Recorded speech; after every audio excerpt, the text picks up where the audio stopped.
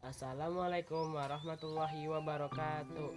Perkenalkan, nama saya Tarmizi Abdul Musafri dari SMP Negeri 26 Kota Bekasi kelas 7C. Kali ini saya akan membacakan sebuah cerita dari buku bergambar yang berjudul Itam dan U. Bab 1. Gelombang Besar. Itam dan Michel sedang asyik bermain gasing ketika terdengar nyanyian yang sudah sangat mereka kenal. Lagu itu lagi, lagu itu lagi. Apa Ciklam tidak bosan ya? Kata Itam. Ini penting, sergah Ciklam. Belum selesai kalimat Ciklam, mendadak bumi berguncang hebat. Itam dan Michel berlari ketakutan. Tidak lama kemudian, guncangan itu reda. Itam dan Michel kembali ke pantai untuk bermain gasing. Namun, air laut telah surut jauh sekali, meninggalkan banyak ikan bergelimpangan. Penduduk desa beramai-ramai mengumpulkan ikan-ikan itu. Kita makan besar hari ini, sorak mereka kegirangan. Itu Smong, Smong, lari! Ciklam berteriak, mengajak orang-orang menjauhi pantai. Namun, mereka hanya tertawa dan mengabaikan Ciklam. Ciklam menyambar tangan Itam dan Michel.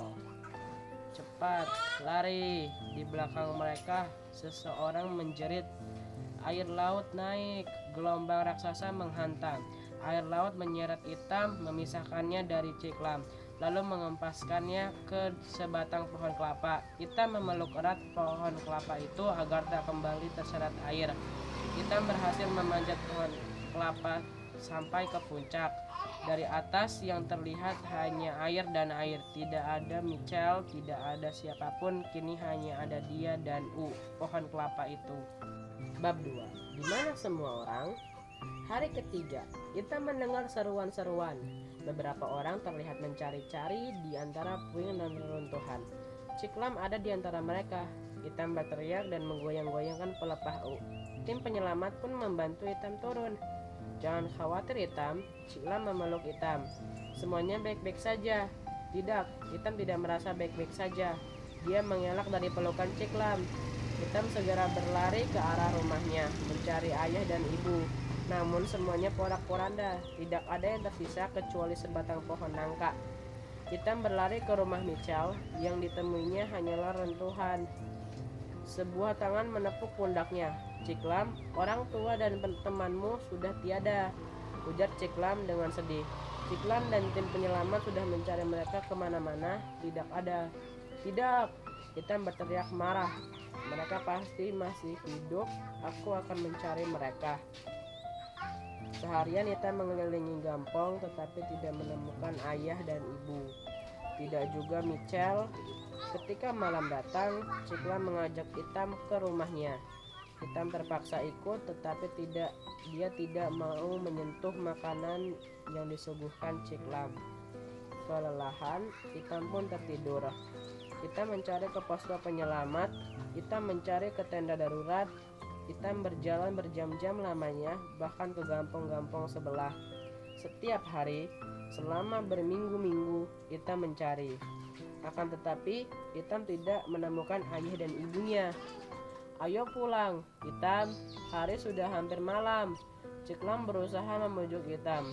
Tidak, aku tidak mau pulang kalau tidak ada ayah dan ibu, teriak Itam. Dan dengan sengit dia berkata, kenapa Ciklam tidak membantuku? Sudah 30 hari sejak tsunami berlalu. Jawab Ciklam, sudah waktunya kita berhenti mencari. Tidak, aku tak mau menyerah. Aku tak mau pulang bersama Ciklam. Itam berteriak dan berlari menjauh. Dia berlari menuju pantai. Di sana dia melihat bayangan tinggi hitam dan dengan daun-daunnya yang melambai. Itam menyandarkan tubuhnya ke pohon yang telah menyelamatkan hidupnya itu. Telinganya dia tempelkan ke batang U. Apakah kamu melihat ayah dan ibu? Apakah kamu melihat Michel? Beritahu aku, Namun pohon kelapa itu hanya diam. Bab 3. Jala Ciklam dan Smong. Hei, Itam, di situ kamu rupanya. Suara Ciklam memanggil Itam. Bagaimana kalau kamu membantu Ciklam memperbaiki jala? Hitam langsung merengut. Dia tidak ingin mendekati Jala Ciklam. Jala mengingatkannya kepada ayah.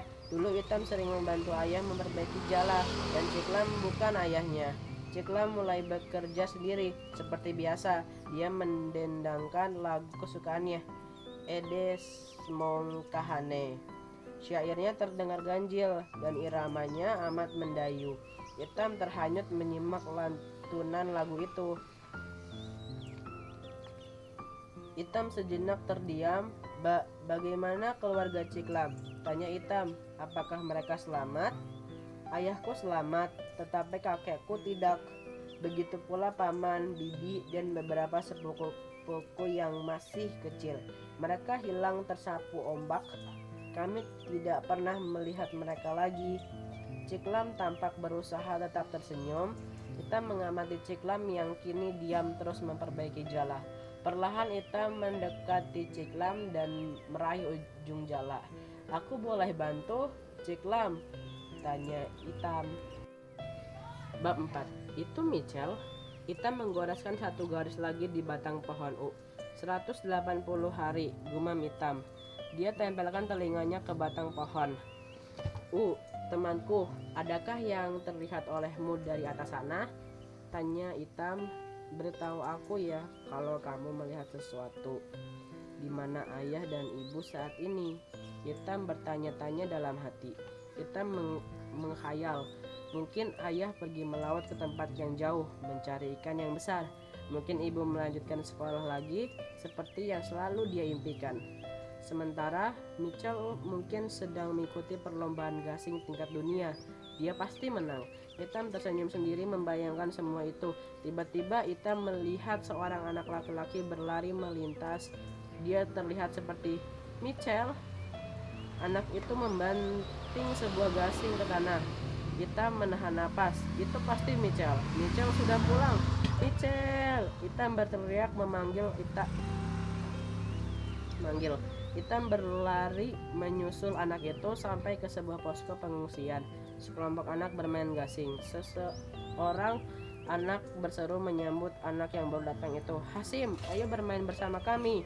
Kecewa, Hitam pun tersadar bahwa anak laki-laki itu bukan Michel. Sewaktu Hitam berbalik hendak pergi, anak-anak itu mulai bertengkar. Ayolah, Hasim, biarkan yang lain mendapat giliran. Hasim, aku juga ingin main gasing. Hitam melihat mereka bertengkar. Hitam juga melihat sebagian mereka belum pandai memainkan gasing. Aku punya ide, pikir Hitam. Bab 5. 1000 kejutan. Hitam mengumpulkan kayu dari hutan. Apa yang kamu lakukan, Hitam? Tanya Ciklam.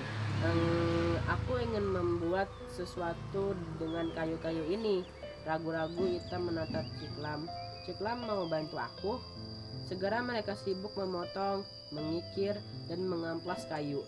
Serpihan kayu berserakan di mana-mana. Mereka terus sibuk. Hanya azan dan perut keroncongan yang membuat mereka berhenti. Dan ketika saatnya mengecat, tangan mereka pun penuh dengan cat warna-warni. Hari sudah gelap ketika mereka selesai. Hitam dan Ciklam merapikan semua sisa kayu dan cat. Inilah dia, 1000 gasing kejutan, sorak Hitam. Bab 6. Berbagi kegembiraan.